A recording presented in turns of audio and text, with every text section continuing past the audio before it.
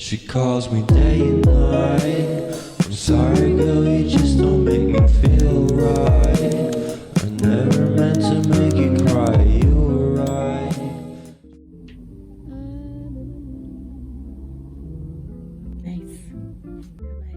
Hi guys, Neddy here. Welcome back to my YouTube channel and welcome to this week's video. If you're new here, hi, I'm Neddy, a self-taught artist on a journey to learn, grow and improve my art skills. As most of you know, practicing is really essential to improve your art skills, but that's not all. As much as you have to practice every day, you also need to study. Studying and practicing both go hand in hand and are very, very important in order to improve. Hello guys, okay, sorry to interrupt, but I just realized I did not explain the difference between studying and practicing, because I know some of you might be confused where I said studying and practicing are two different things. Anyways, here's a better explanation because I kind of just brushed it off, so my bad. Practicing is basically a habitual or expected procedure of a way of doing something, so the act of constantly repeating something until you get better. While studying, on the other hand, is a devotion of time and attention to gaining knowledge of an academic subject. Of course, in this case, we're talking about art, so basically practicing is more like drawing over and over, you know the saying, draw every day, but studying is actually sitting down to study the art fundamentals. So yeah, that's basically the difference. Back to the video.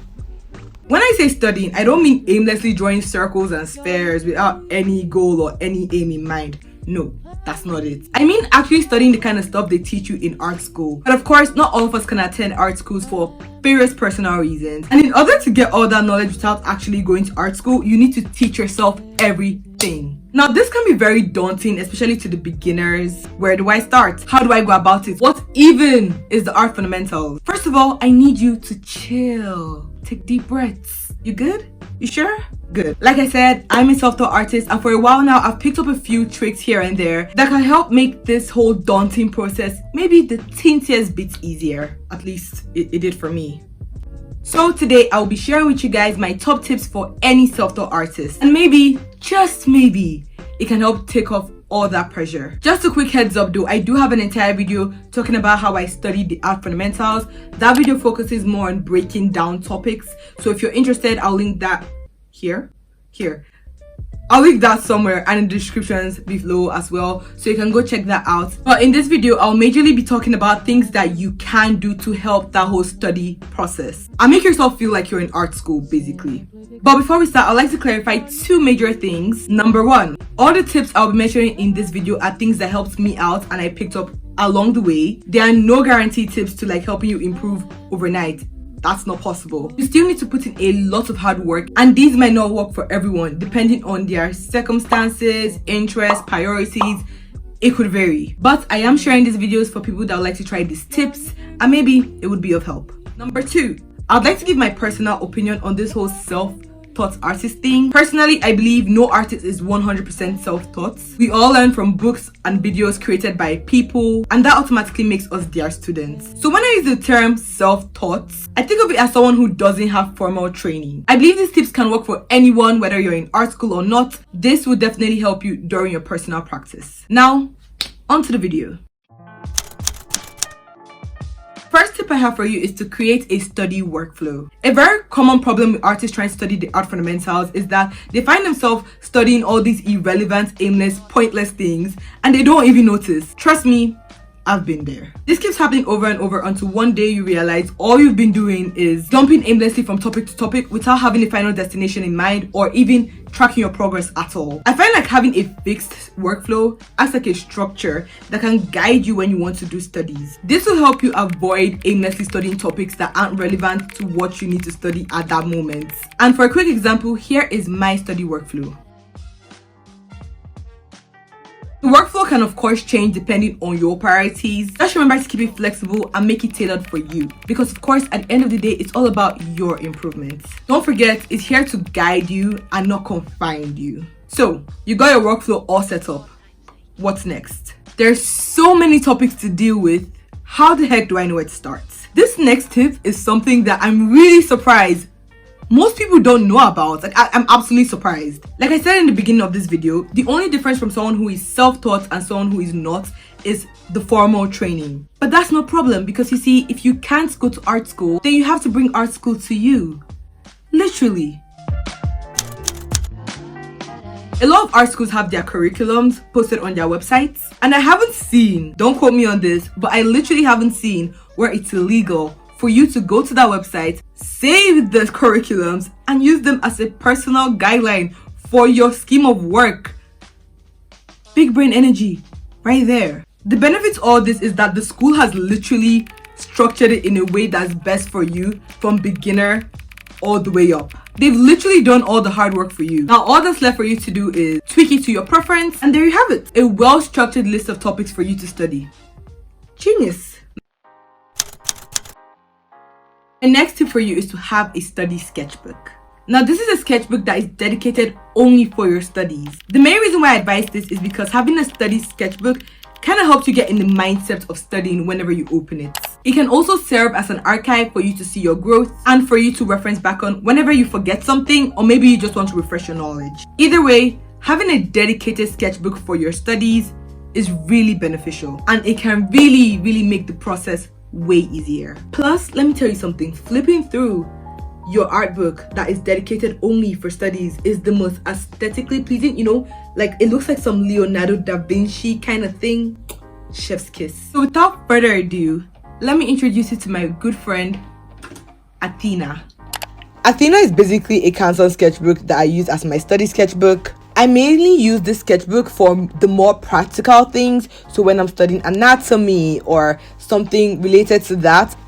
But for more theoretical stuff, I have two notebooks that I call my study notebooks, and I write down more theoretical stuff in this, like notes for maybe design principles, color theory, and the stuff that you actually can't draw out but you have to write them down.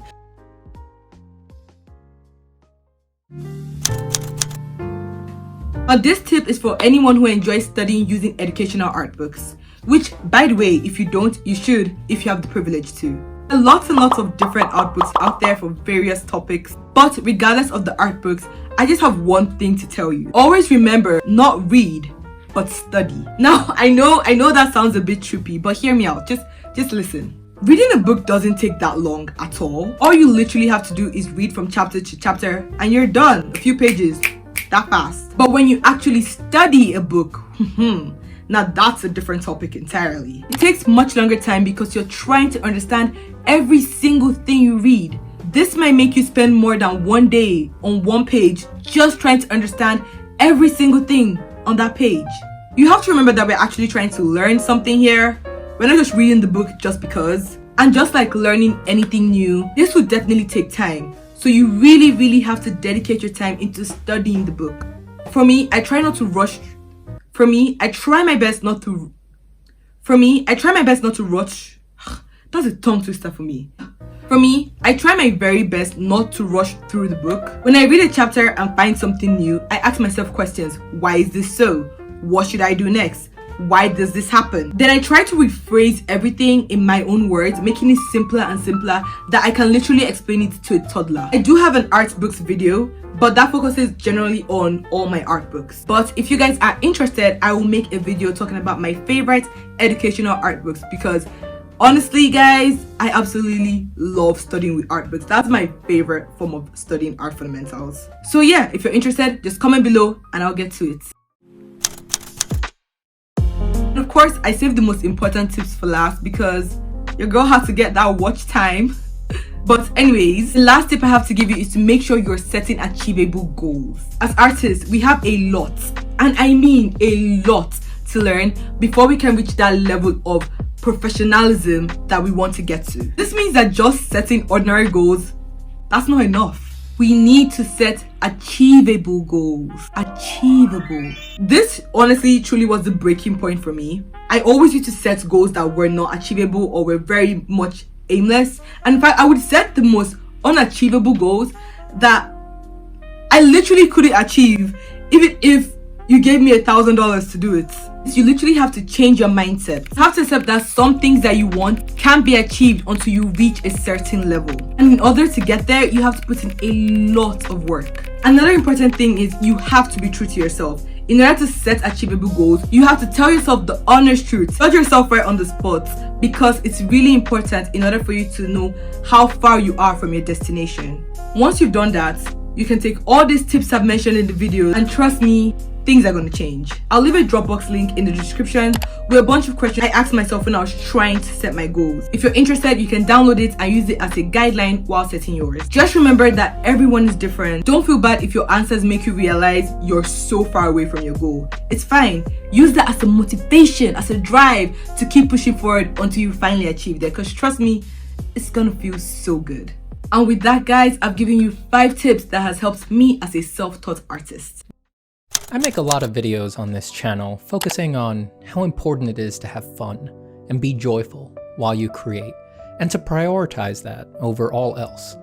I focus on this because I wholeheartedly believe it to be the true North Star for a sustainable art hobby or career. I don't really think there is ever an appropriate time to leave that entirely behind and pretend it's a good idea to just practice for the sake of it, or to grind out a bunch of art just to try to get better. But just remember to have fun. Think of it as stepping stone to get to your dreams. A good thing you can do is get a mood board of artists you really love and put it in front of you each day. Look at it and tell yourself, I want to get here, and if I follow these steps, I'm going to definitely get there. Just remember, have fun, and don't stress out about it, because it's not as difficult as it seems. Trust me, the moment you get into it, the easier it becomes. In fact, it starts becoming like second nature, and it's less stressful each day. In fact, you might just become like me and start enjoying the process of all this knowledge that art gives you. Anyways, I hope this video was helpful or informative. If you did enjoy the video, don't forget to like, subscribe, and hit that bell icon so you'll be reminded each time I upload a brand new video. And with that, guys, I wish you the best of luck on your art journey, and I'll see you in the next one.